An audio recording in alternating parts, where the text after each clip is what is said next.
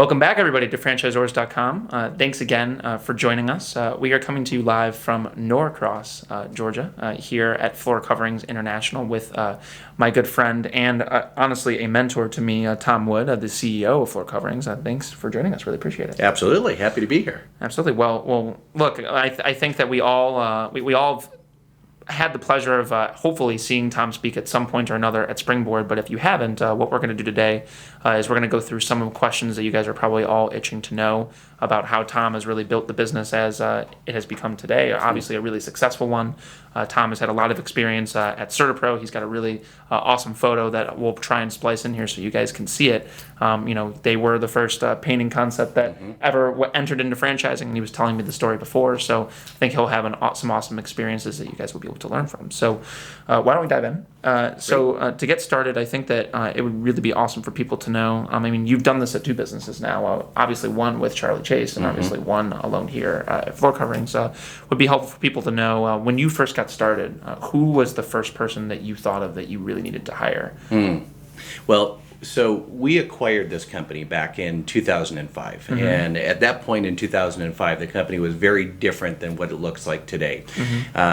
The model was very much like the old school home service franchise, which means what you were buying was a truck and you were a franchisee that drove the truck around. And what we were looking to do after we acquired it was take it and move it into what we lovingly call today the executive model, where the franchisee is going to oversee everything. They're going to be having salespeople, they're going to be overseeing the install, but they're not actually doing the work themselves.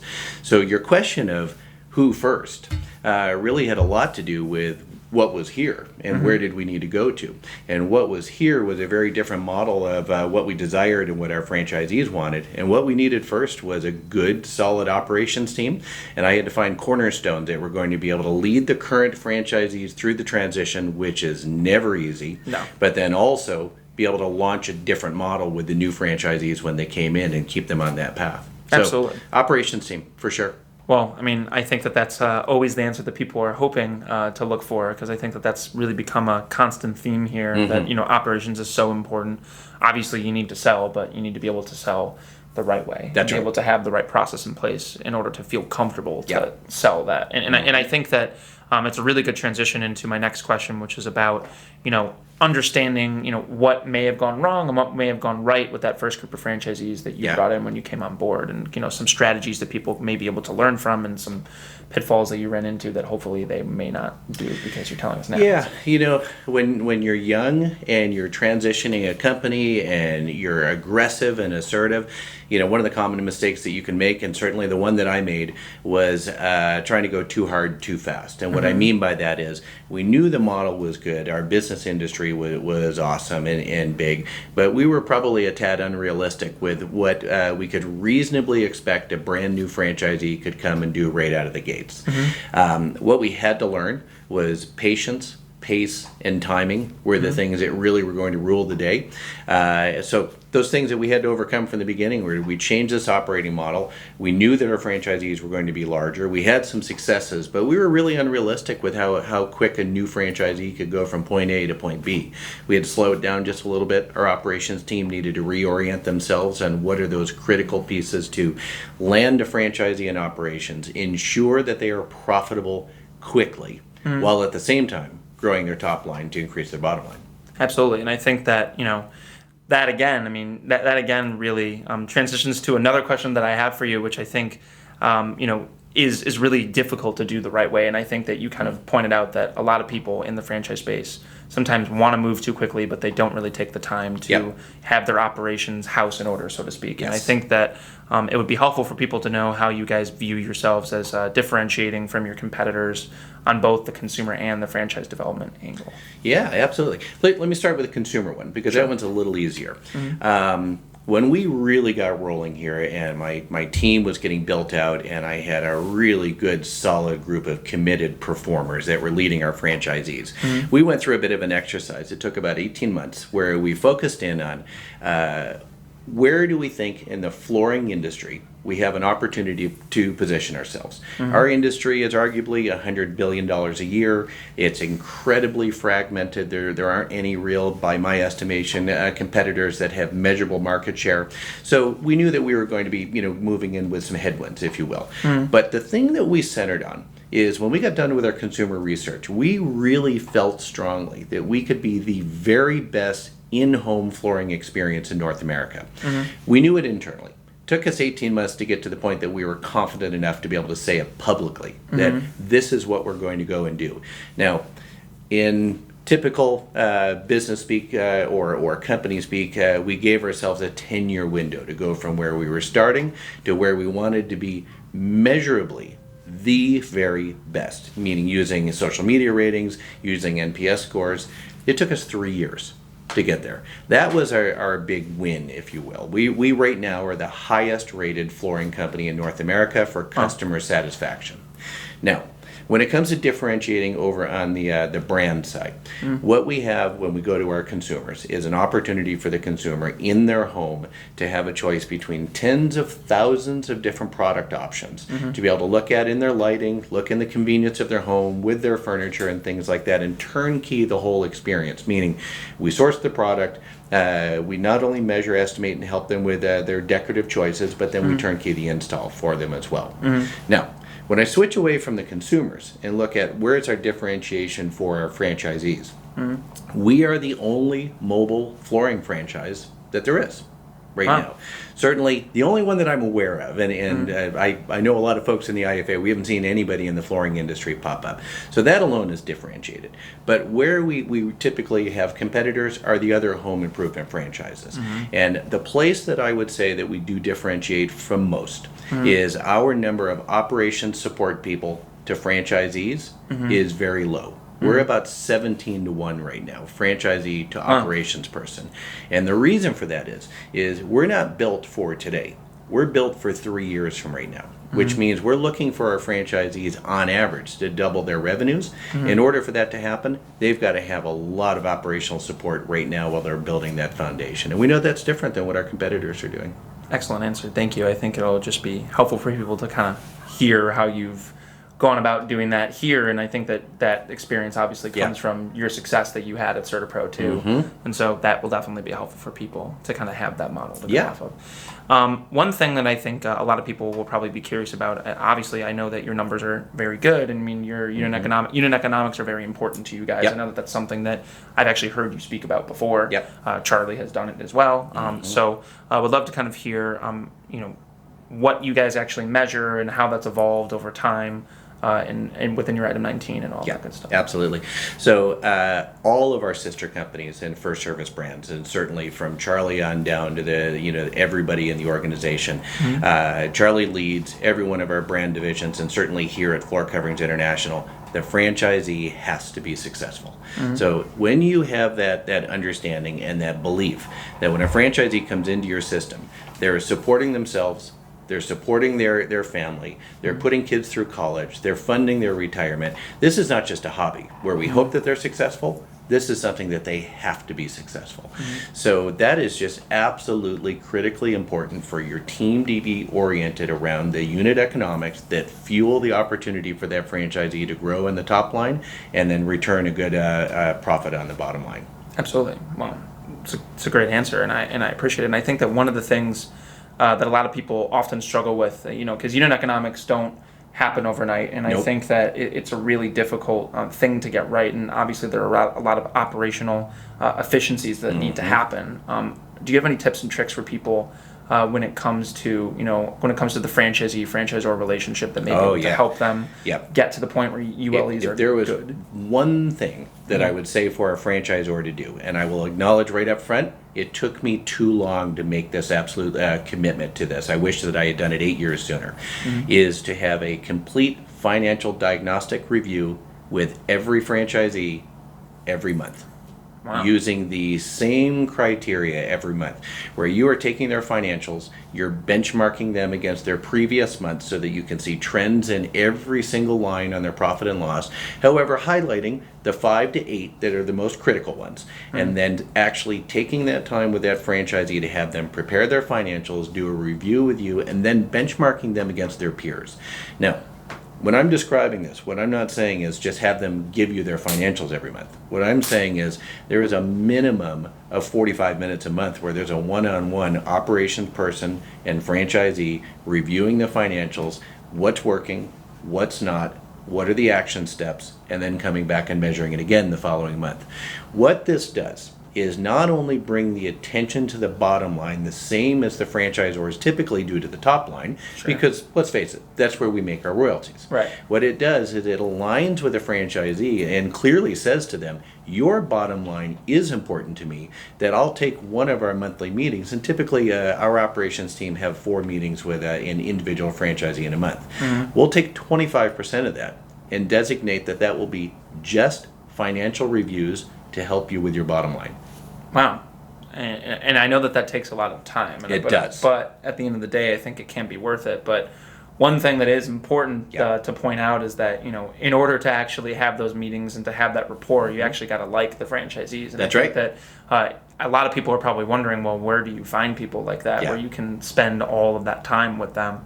Where have you guys really gotten your leads over the course of time, and how has that evolved? Well, let me just drop back and comment on the liking franchisees. Please do. So in the franchisor-franchisee relationship, I think many people would say you are automatically set up the moment that franchisee signs that franchise agreement that it's franchisor, franchisee, and there's just a lot of this in many organizations. When you drop back and say that financials are important, and as the franchisor, not only am I willing to lead you, but I'm also willing to expose myself where I have to do a better job in ensuring that you're profitable. It takes that relationship very quickly from this to aligned. Yeah. So that then when there's problems, we're facing them together. When things are going well, you can go fast together. Doing that financial review is the number one thing that I've found that helps with franchisee alignment and franchisor and franchisee being on the same page. Now, where do you find them? In my experience, you have some franchisors, and we certainly would fall into this, where we get a lot of our franchisees from good aligned broker consultants that know who it is we're looking for, what's a good fit for the organization, and things like that. But at the same time, we have good experience and success, and I know many others do as well, finding equally talented franchisees from things like social media advertising. LinkedIn, for example, has been very successful for us in the last year, and a variety of other tactics. But the key is knowing exactly what you're looking for, knowing it when you see them, knowing when you find somebody that's not the right fit, and being able to act on that. What kind of exercise did you guys go through to kind of understand what your profile was? Because I think that's a really difficult thing when you first get started. You don't know what you don't know. Right, and there's multiple steps you go through. So I'll talk about when we weren't successful and what we had to go through to get successful. When you're not successful, you're looking at, let me personalize it to me. Sure. When we weren't successful, we were looking at franchisees and we would say, do we think this person has what it takes? And we had a criteria, of course, but it was really a little bit more of a guessing game. Did we like them? Did they have energy? Did they seem like they were on side? And we were finding sometimes we were successful, sometimes that we weren't. One of the next things we had to bring in was good profiling. And we use a tool, Caliper, has been very important. Nobody gets to come into our company that will be wearing this in any role whatsoever, that hasn't gone through a Caliper analysis and profile. Every single role in the company has a profile specifically for that role. So that person will go through, take the assessment, and it's not foolproof, but at the same time, it gives you a barometer of the wiring of that person. So that's number one. And when you've got somebody that's just not a good fit, you got to call it early. The second thing is, nobody gets approved without the operations team having that opportunity to do one-on-one, I'm going to call it vetting, but it goes both ways. To see how they can work with them. Absolutely, because the question is, can I work with that person? Because here at Floor Coverings International, our operations team is incented on franchisee success, which is measured on a variety of different benchmarks, most notably the bottom line of the franchisee. And here's the question I put to the operations team. When that franchisee struggles, And when you are not aligned with them, are you going to be willing to do what it takes to get that franchisee over the hump? And when you're sitting there and you're having an honest moment, you're saying, I don't like that person, right? And then, someone comes and says, are you going to be willing to do what it takes to get aligned with that franchisee, get in the trenches and help them get where they need to be? It really brings that relationship to another level, right? So the one-on-one interviewing, where both the operations team and the potential franchisee have a really open, transparent discussion. The operations person will lead here are the rigors of the role. Are you okay with that? Do you understand it? Let me describe for you your best day. Let me describe for you your worst day, and I guarantee you are going to have that day. And what I want to ask is, when I approach you during that worst day and say, hey, what do you need? Are we aligned? What are the next steps? You've got to be ready to step up as the franchisee. Now, I'm going to also give you my statement of what I'm assuring you I'm going to do for you. And what we find going through this step, is also really important. Partnering with them together. Yes. And then there's the third component. And this is what I call fit for the organization. So we could have somebody that comes in that the caliper assessment says that they're a fit. The operations person says I can work with them. But then the third part is, do they fit culturally? Okay, I'm going to be honest. We have a little bit of an odd culture here at Floor Coverings International. If I'm up on stage and somebody says, describe it, I would say, we have a work hard, play hard culture. But what I mean by that is, we are incredibly tenacious about hitting our numbers and hitting our objectives at the work. But when it comes to the play, we all go and hang together afterwards too. And I'm talking corporate staff, franchisees, corporate staff, franchisees, all together. So when we have our Discovery Day, one of the things that we do, and we have Discovery Day twice a month, is the potential franchisees are in over 2 days. The middle night, we go bowling. Wow. And That's you know great. why we go bowling? A couple of things. Everybody's on a team. There's stakes. Okay, so for example, the team that loses, that team has to sing at lunch the next day for the whole company. So no one wants to lose.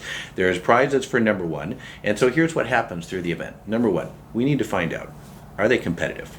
The reason we go bowling is everybody stinks at bowling. Every once in a while somebody shows up that you can tell that they bowl. But for the most part, everybody stinks. But even that person that's rolling a 60, every pin counts when there's 8 teams out there and you just don't want to lose. We need to see, even if you're no good at this, are you going to compete till the very end? And we're watching that dynamic. And here's the other thing. The candidates come in and they see our level of competitiveness. There is no corporate person that wants to stand in that lunchroom over there and sing some stupid song the next day. So it turns into a death match. And most of the time, if we've nailed it with the people that come to Discovery Day, and I'll say we're pretty good at it, they love that culture. By the next morning, they're saying, we had no idea this is what it was like. However, there is always somebody in the mix. You see that they shy away, right? They're not hanging with their team on the alley. They're not gently trash talking with some of the other teams or watching and adding up how everybody's doing. We know right away it's not going to be a good fit, because there's going to be a time that level of competitiveness and the culture of come together and work together is going to be the critical element of them being successful. And we can see that they're likely going to shrink away. And then that causes the alignment to go like this. And that just doesn't work. So those are the 3 pieces that we run everybody through. And I would say we get it way more right than wrong now. We're not foolproof. Very cool. I never knew that. Yep. That's pretty awesome. And I guess my question to you is, how did you come up with that? I mean, I think that culture is really unique, I think. Yeah. And I think that a lot of people really struggle when they first start a brand to figure out, what their culture should be, because I think it's very hard to define. It's kind of something that's kind of in the ether that you don't really have a great idea of how to do. So how did you guys, what exercise did you guys do to figure that out? Well, one of the things that I learned a while ago from listening to good mentors is you have to have a clear definition of leadership and what it means for you to be a leader. And one of the things that I've learned is for me to be a good leader, when I'm really trying to focus on it, is understanding it's not whether or not I'm pulling the strings or if I came up with the best idea or I made somebody do something. It's identifying the best talent, helping them to rise to their best, and holding them accountable.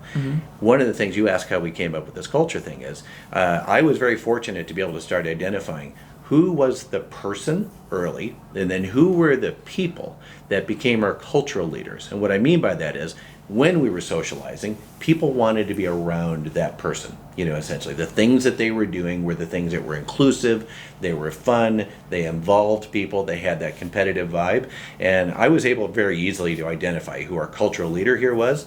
We tapped that person and said, hey, figure this piece out. What is the social piece that we could do? And can you imagine the first day that this person said, let's go bowling? What do you think people said? They said, you've got to be kidding me, right? Seriously? We're going to ask people to make a $200,000 investment and we're going to take them bowling? But as soon as we did it the first time, like again, the energy and the vibe, candidates and franchisors, it's magic.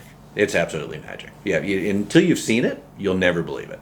How good of a bowler are you, I guess is my question. Terrible. You go all the time now. Terrible. Yeah, you would. So what happens is you get to the same score pretty quickly, and then you never get past that score because, like anything else, unless you go practice, you're not going to be any good. Yeah.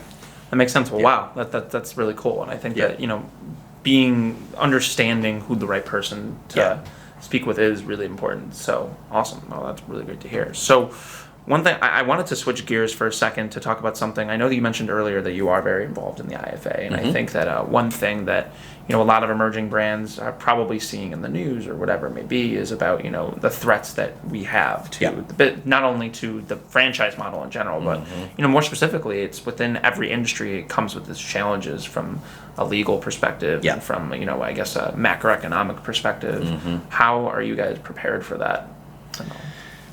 There's a fine line, honestly, Zach, that I try to thread between worrying so much about the threats, being smart with what you do, and then just remembering we still have to actually run the business. Absolutely. And that's a difficult thing to balance at times, to be honest with you. The threats have new legislation all over the place. Today we had to have a bit of a meeting of some of the things that are coming into play in California with the Privacy Act. And then you start looking at what you have to do to be able to comply, and in all reality, it changes your operating model. Whether it's right or it's wrong, it changes. So your question, how are we prepared? You have to be smart, the labor laws and things like that. But on the flip side, you have to also always remember just what's best for your franchisees and how do you thread that line, essentially, to be able that you're serving both sides. To ensure that they're not worried about it. That's right. Absolutely. Yeah. So, in closing, I think that I'm actually really curious about this because I've never asked you this before. Can hardly wait for the question now. So, if there was one thing, with either if it was at CertaPro or if it was here at Floor Coverings International, what is one thing that you feel that you would have done differently?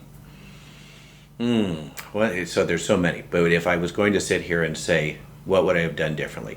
Let me list off a couple that come to mind, right away. Understanding that even though when you're in your darkest days and you have to grow, it's better to walk away from the wrong franchisee than it is to be so overwhelmed of I've got to grow, I need to bring on franchisees, but you're bringing on the wrong people. It'll cost you later. It takes 5 times as long to undo a bad relationship than it did to actually get the relationship. The problem is when we're up front and you're thinking about it's so hard to bring on franchisees, I need this one, you halo the person. And when I'm saying the wrong franchisee, I'm not saying it's a bad person or they're not skilled. It's just they're the wrong fit for you, or you're the wrong fit for them. And most of the time we know it up front. But sometimes we just make the wrong mistake, or we make the wrong choice, and it's a mistake for us and for them. The other one that comes to mind, which I mentioned earlier, is getting financially aligned with franchisees early. You hear many franchisors talk about it, but there's very few franchisors, in my experience, that actually take the franchisee's financials and elevate it up to the most important part of the relationship, that you have. And when I say the most important part, what I mean is elevating it to a point where you can sit with a franchisee and say, I really need to understand what your financial objectives are this year. And then I want to talk about how I can align with you to be able to help you with that. What are the things you expect from me? What are the things that I want to bring to the table? Because at the end of the day, if your franchisee is not making money and they're not happy, even though they may love your system, love your culture, love the business, if they can't support their family and, like I said, put their kids through college and fund their retirement, they're in the wrong place. we as a franchisor have to own that. And I'm really proud of our operations team and how they've embraced that. We really began that in earnest, where I would say I'm proud of what we're doing, about 2 years ago. The work that this team has done in the last year on their own, and watching how the relationship with the franchisees went from being really good to really pretty great, it makes me proud of them. They've done a great job. Awesome. Well, Tom, thank you so much for taking the time. I know that if you folks can see in the background, there's our bus, there's a party set up, so we're really excited that we're hanging out in the office today, and really appreciate it, and I hope that you guys all listen. If you guys would like to check out more videos, they will all be all over the website on Franchisors.com. Stay tuned for more content coming. Tom, and remember, Floor Coverings International, #1. Thanks, guys.